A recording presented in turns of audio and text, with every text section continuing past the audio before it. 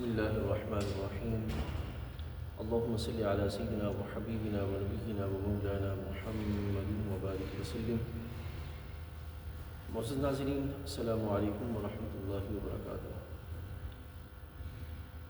حضرت سیدنا ابراہیم خلیل اللہ علیہ السلام کے بارے میں گفتگو کا سلسلہ جاری تھا۔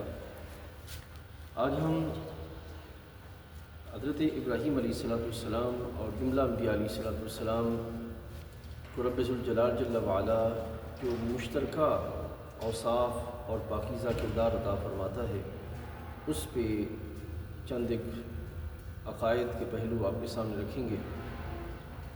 انبیاء کرام علیہ السلام اس کائنات میں سارے انسانوں میں سے رب تعالیٰ جل وعلا کے پسندیدہ اور منتخب شدہ شخصیات ہوتی ہیں۔ مقام نبوت کے ساتھ ساتھ رب تعالیٰ ان کی ذوات کا جب انتخاب فرماتا ہے تو اس کائنات کے اندر ان کو اپنے کرم سے جملہ فطری پاکیزہ صلاحیتوں سے نوازتا ہے۔ فطری طور پر خالق کائنات جل وعلا ان کو ایسے کردار عطا فرماتا ہے جو کردار زندگی کے مختلف معاملات میں ان کے عزت اور ان کے وقار کے شایع نشان ہوتے ہیں۔ وہ اپنی اس دنیوی زندگی کے اندر جہاں جہاں بھی قدم رکھتے ہیں اور جن جن اعمال میں بھی وہ اپنی زندگی گزارتے ہیں، وہ اعمال خیر والے اور لوگوں کے لیے بھلائی اور ہدایت کا سبب والے ہوتے ہیں۔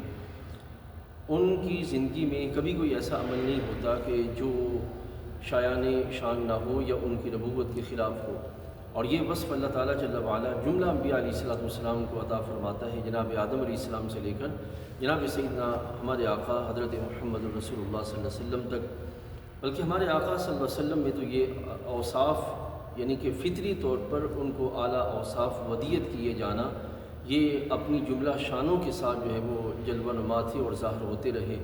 اس کی کئی ایک مثالیں جو ہے وہ موجود ہیں۔